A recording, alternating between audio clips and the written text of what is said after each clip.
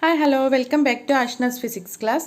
അപ്പോൾ ഒരുപാട് പേര് സോഷ്യൽ സയൻസിൻ്റെ ഇംഗ്ലീഷ് മീഡിയം റിവിഷൻ നോട്ട് ഇടുമെന്ന് ചോദിച്ചിരുന്നു. അപ്പോൾ ഞാൻ കരുതി ഇമ്പോർട്ടൻ്റ് ആയിട്ടുള്ള കുറച്ച് ക്വസ്റ്റ്യൻസ് ആണ് ഓരോ ചാപ്റ്ററിലത്തെ ഞാൻ ഇവിടെ കൊടുത്തിരിക്കുന്നത്. Chapter 1 seasons and time. Topic 1 seasons and apparent movement of the sun. Okay, what are the reasons for the occurrence of seasons? Revolution of earth. Second one, inclination of axis. Third one, the parallelism of axis. Okay.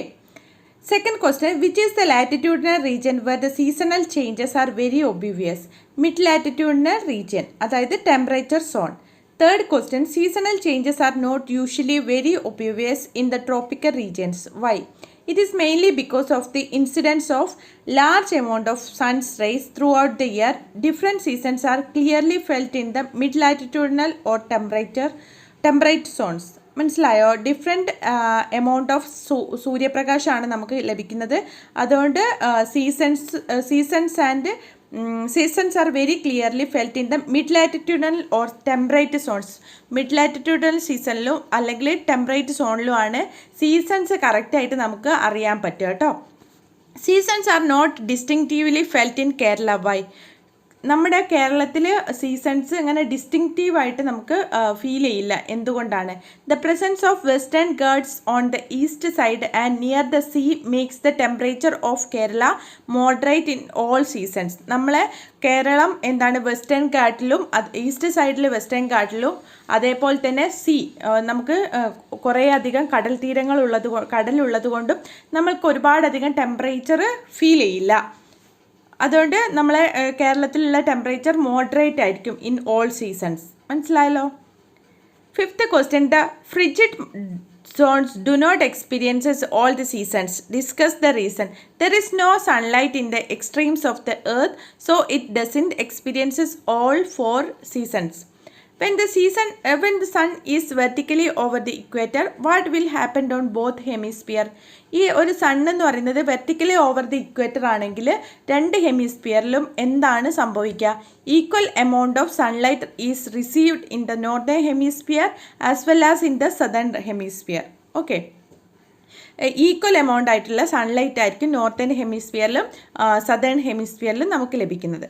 What are equinoxes? എന്താണ് equinoxes എന്ന് പറഞ്ഞാൽ? The apparent position of the sun will be over the equator on March 21 and September 23. ആ March 21 September 23 എന്തായിരിക്കും apparent position of sun എന്ന് പറയുന്നത്? ഇക്വേറ്ററിൽ കൂടി ആയിരിക്കും. അതുകൊണ്ട് തന്നെ length of day and night will be equal on both the hemisphere. Southern ഹെമിസ്ഫിയറിലും northern ഹെമിസ്ഫിയറിലും ഡേ ലൈറ്റും അതേപോലെ തന്നെ ഡേയും നൈറ്റും എന്തായിരിക്കും? ഈക്വൽ ആയിരിക്കും. Write a phenomenon that occurred on the earth due to the tilt of axis. Apparent movement of the sun.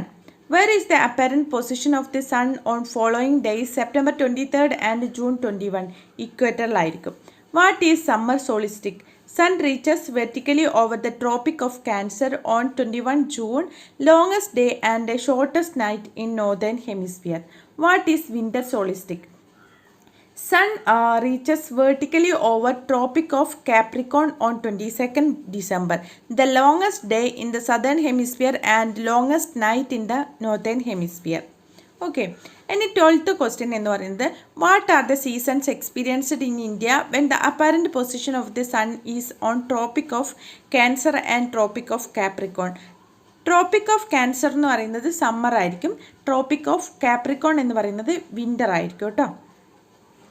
What is the peculiarity of the duration of day and night in both the hemisphere on 21st March, 21st June, 23rd September and 22nd December? 21 March it is an equinox season. 23 September equinox ആയിരിക്കും. കാരണം day and night will be equal on both the hemisphere ആയിരിക്കും. അതിൻ്റെ speciality എന്ന് പറയുന്നത് 21 June summer solstice ആണ്. Longest day in northern hemisphere ആണ്. Longest night in the southern hemisphere ആണ്. Northern ഹെമിസ്ഫിയറിൽ നടക്കുന്നത് എന്താണോ അതിൻ്റെ ഓപ്പോസിറ്റ് ആയിട്ടായിരിക്കും സദേൺ ഹെമിസ്ഫിയറിൽ ഫീൽ ചെയ്യുന്നത്. 22nd ഡിസംബർ വിൻ്റർ സോളിസ്റ്റിക് ആണ്. The longest day in the southern hemisphere and longest night in the northern hemisphere. മനസ്സിലായല്ലോ? എന്താണ് ഓട്ടം സീസൺ എന്ന് പറഞ്ഞാൽ? Transition seasons between summer and winter. സമ്മറിൻ്റെ വിൻ്ററിൻ്റെ ഇടയ്ക്കുള്ള സീസണിനെയാണ് നമ്മൾ ഓട്ടം സീസൺ എന്ന് പറയുന്നത്. Atmospheric temperature decreases considerably. Autumn സീസണിൽ എന്താണ് നമുക്ക് അനുഭവപ്പെടുന്ന അറ്റ്മോസ്ഫിയറിക് ടെമ്പറേച്ചർ, നമുക്ക് ചൂട് ഇങ്ങനെ കുറഞ്ഞു കുറഞ്ഞു വരും. Okay. Shortening of day and lightening of night. അതായത് ഡേ ഷോർട്ടായിരിക്കും, ദിവസത്തിൽ രാവിലെ കുറവായിരിക്കും, അതോടൊപ്പം പകൽ സമയം കുറവായിരിക്കും, പക്ഷേ രാത്രി സമയം കൂടുതലായിരിക്കും. Trees generally shed their leaves. ആ ഒരു ഓട്ടം സീസണിലാണ് ട്രീസൊക്കെ അതിൻ്റെ ഇലകൾ പൊഴിക്കുന്നത്. 15th question. Name the two transitional seasons between summer and winter, spring and autumn. Name the season during which the plants shed their leaves, autumn season. Which season is experienced in the northern hemisphere when sun apparently shifts from Tropic of Cancer to the equator? Summer season. Okay. Next one, what is spring എന്ന് പറഞ്ഞാൽ transition season between summer and വിൻ്ററിനെയാണ് നമ്മൾ spring എന്ന് പറയുന്നത്. Sprouting and blooming of plants and trees. ആ ഒരു സമയത്താണ് plants ഒക്കെ അല്ലെങ്കിൽ ചെടികളൊക്കെ പൂക്കുകയും കായ്ക്കുകയും ഒക്കെ ചെയ്യുന്നത്. The weather is warmer. ആ ഒരു സമയത്ത് വെദർ ഭയങ്കര വാമറായിരിക്കും, ഒരുപാടധികം ചൂടുണ്ടാവില്ല, ഒരുപാടധികം തണുപ്പുണ്ടാവില്ല. And often വെറ്റർ. ആ ഒരു സമയത്ത് ഒരു നനവുള്ള ഒരു കാലാവസ്ഥയായിരിക്കും. Spring also brings out the beautiful colours of the earth. അതായത് ആ ഒരു സീസണിലാണ് ഒരുപാടധികം പൂക്കളൊക്കെ വിരിയുന്നത്. അതുകൊണ്ട് തന്നെ സ്പ്രിങ് സീസൺ എന്ന് പറയുന്നത് spring also brings out the beautiful colours of the earth എന്ന് പറയുന്നത്. The plants sprouting, mango trees blooming and jackfruit trees bearing buds. In which season do these usually occur? Which season? Spring season. Okay. ഇനി നമ്മുടെ ഈ ഒരു focus ഏരിയയിലെ topic 2-ൽ rotation and calculation of ടൈമിലുള്ള important ആയിട്ടുള്ള ക്വസ്റ്റ്യൻസ് നോക്കാം. Local time എന്ന് പറഞ്ഞാൽ എന്താണ്? The time estimated at each place based on the position of the sun is termed as the local time. Write few facts associated with rotation. The earth rotates from west to east. It takes 24 hours to complete one rotation. As the earth rotates from west to east, the sun rises in the east. Okay. ഇതൊക്കെയാണ് factors associated with the rotation. Earth rotate ചെയ്യുന്നത് എവിടെ നിന്ന് എവിടേക്കാണ്? West to east ആണ്. It takes 24 hours to complete one rotation. ഒരു complete റൊട്ടേഷന് 24 മണിക്കൂർ എടുക്കും. As the earth rotates from west to east, വെസ്റ്റിൽ നിന്ന് ഈസ്റ്റിലേക്ക് റൊട്ടേറ്റ് ചെയ്യുമ്പോൾ the sun rises in the east. Sun എവിടെയാണ് റൈസ് ചെയ്യുന്നത്? ഈസ്റ്റിലാണ്. The people of which Indian state can see the sunrise first? Arunachal Pradesh. Each degrees of longitude corresponds to 4 minutes of time. How can we arrive at this fact? Earth takes 1440 മിനിറ്റാണ് നമ്മുടെ earth എടുക്കുന്നത്. എന്തിന്? To complete one rotation. അതായത് 24-നെ 60 minute കൊണ്ട് multiply ചെയ്യുമ്പോഴാണ് നമുക്ക് 1440 answer കിട്ടുന്നത്. 1 degree of longitude corresponds to 4 minute. ഈ 1440-നെ നമ്മൾ 360 കൊണ്ട് ഡിവൈഡ് ചെയ്യുമ്പോൾ നമുക്ക് എന്ത് കിട്ടും? 1 ഡിഗ്രി ഓഫ് ലോഞ്ചിറ്റ്യൂഡ് എന്ന് പറയുന്നത് എന്താണ്? കറസ്പോണ്ട് ടു 4 മിനിറ്റ്സ് ആണെന്ന് മനസ്സിലാക്കാൻ പറ്റും. Why is the Greenwich line calling the prime meridian? Time anywhere in the world is calculated based on the Greenwich line. അതുകൊണ്ടാണ് അതിനെ പ്രൈം മെറിഡിയൻ എന്ന് പറയുന്നത്. ഗ്രീൻവിച്ച് മെറിഡിയൻ എന്ന് പറഞ്ഞാൽ എന്താണ്? ദ 0 ഡിഗ്രി ലോഞ്ചിറ്റ്യൂഡ് ആണ് അവിടെ. Time is calculated worldwide based on the Greenwich line. The world is divided into 24 zones each with a time difference of 1 hour. നമ്മുടെ വേൾഡിനെ complete ആയിട്ട് 24 zones ആക്കി തിരിച്ചിട്ടുണ്ട്. അതിൽ തന്നെ ടൈം ഡിഫറൻസ് എന്ന് പറഞ്ഞാൽ ഒരു സോണിൽ നിന്ന് മറ്റൊരു സോണിലേക്കുള്ള ടൈം ഡിഫറൻസ് എന്ന് പറഞ്ഞാൽ എത്രയാണ്? 1 hour ആണ്. What would be the longitudinal extent of each time zone? What is the time difference between a time zone? അപ്പോൾ 15 ഡിഗ്രി ആയിട്ടാണ് ഓരോന്നും തിരിച്ചിരിക്കുന്നത്. 1 hour ഡിഫറൻസ് ആണ് ഒരു ടൈം സോണിൽ നിന്ന് മറ്റൊരു ടൈം സോണിലേക്ക് ഉള്ളത്. സ്റ്റാൻഡേർഡ് ടൈം എന്ന് പറഞ്ഞാൽ എന്താണ്? The local time at the standard Meridian is the standard time of that country. The longitude that passes through the middle of A country is selected for this. അതായത് local time നമ്മളിപ്പോൾ എവിടെയാണോ ഇരിക്കുന്നത് ആ ഒരു local time at the standard Meridian is the standard time of that country. നമ്മുടെ നാട്ടിലുള്ള standard time ഏതാണെന്ന് നോക്കിയാൽ ആ ഒരു ഇതിൽ നിന്ന് ഒരു മണിക്കൂറൊക്കെ ഡിഫറൻസ് ഉണ്ടാവും. ലോഞ്ചിറ്റ്യൂഡ് ഇങ്ങനെ ഡിഫറൻസ് ഉണ്ടാവുന്നതിനനുസരിച്ച്. What is the standard meridian of India or Indian standard time or why do Indian consider 82 and half degree eastern longitude as the standard meridian? The 82 half degree east longitude. It passes almost through the middle of the country. നമ്മുടെ കൺട്രിയുടെ middle കൂടെയാണ് അത് pass ചെയ്ത് പോകുന്നത് കേട്ടോ. Explain the importance of Greenwich line and international date line in time calculation. Greenwich time എന്ന് പറഞ്ഞാൽ എന്താണ്? Greenwich time അല്ലെങ്കിൽ ഗ്രീൻവിച്ച് ലൈൻ 0 ഡിഗ്രി ലോഞ്ചിറ്റ്യൂഡ് അല്ലെങ്കിൽ time at Greenwich is considered as the base for world time calculation. നമ്മുടെ വേൾഡിലുള്ള total time, നമ്മുടെ എല്ലായിടത്തെയും time കാൽക്കുലേഷന് വേണ്ടിയിട്ട് use ചെയ്യുന്നത് ഗ്രീൻവിച്ച് അല്ലെങ്കിൽ 0 ഡിഗ്രി ലോഞ്ചിറ്റ്യൂഡാണ് കേട്ടോ. ഇൻ്റർനാഷണൽ ഡേറ്റ് ലൈൻ എന്ന് പറഞ്ഞാൽ എന്താണ്? 180 degree longitude divided by deviated to avoid land areas and to pass through oceans. അതായത് ഇൻ്റർനാഷണൽ ഡേറ്റ് ലൈൻ എന്ന് പറയുന്നത് 180 ഡിഗ്രി ലോഞ്ചിറ്റ്യൂഡാണ്. അത് എന്തിൻ്റെ പ്രത്യേകത എന്താണ്?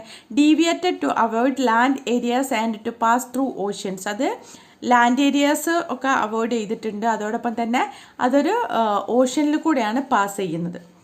The 24-hour time difference is experienced on crossing this line. ഒരു ഇതേപോലത്തെ ടൈം കാൽക്കുലേഷന് വേണ്ടിയിട്ടുള്ള ഇൻ്റർനാഷണൽ ഡേറ്റ് ലൈൻ ഇങ്ങനെ ക്രോസ് ചെയ്യുമ്പോൾ 1 അവറിൻ്റെ ടൈം ഡിഫറൻസ് ഉണ്ടാവുമെന്നാണ് പറയുന്നത് കേട്ടോ. ഗ്രീൻവിച്ച് രേഖേൻ്റെ അപ്പുറത്തും ഇപ്പുറത്തും നിന്നിട്ട് നിങ്ങൾ എന്താണ് വാച്ച് കെട്ടി നോക്കിയാൽ നിങ്ങൾ ഒരുപാട് അധികം ദൂരം സഞ്ചരിക്കൊന്നും വേണ്ട. പക്ഷേ ഈ സൈഡിലെ വാച്ചിൽ നിന്നും 1 മണിക്കൂർ ചേഞ്ച് ഉണ്ടാവും ഇപ്പുറത്തെ സൈഡിലുള്ള വാച്ചിന്. Okay.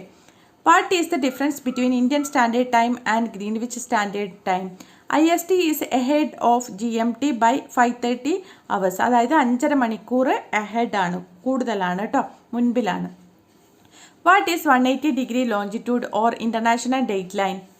The meridian that runs through Greenwich, England is internationally accepted as the line of 0 degree longitude or prime meridian. The anti-meridian is halfway around the world at 180 degrees. It is the basis of the international date line. It doesn't pass through land areas, so it is not a straight line. Okay. Why is international date line drawn deviated from the land areas?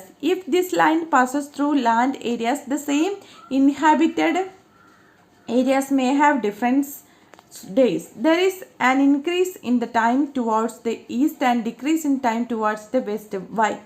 The earth rotates from west to east, so the sun rises in the east and sets in the west. Every country considers a particular longitude as their standard meridian for determining time. Why? The local time is different at different longitude. If the same country follows different time, this may create a lot of confusion and problems. The longitude passing almost through the middle of the country is considered as the standard meridian. Office hours in Manipur start at 8 am. What is the geographical reason for this? Manipur is an eastern state. In the eastern states, daylight start early and it gets dark early. അതുകൊണ്ടാണ് 8 മണിക്കൊക്കെ മണിപ്പൂർ അല്ലെങ്കിൽ eastern സ്റ്റേറ്റിലൊക്കെ work start ചെയ്യുന്നത്. Sun rises in Kerala about 1.5 hours after the sunrise in the eastern part of India. Why?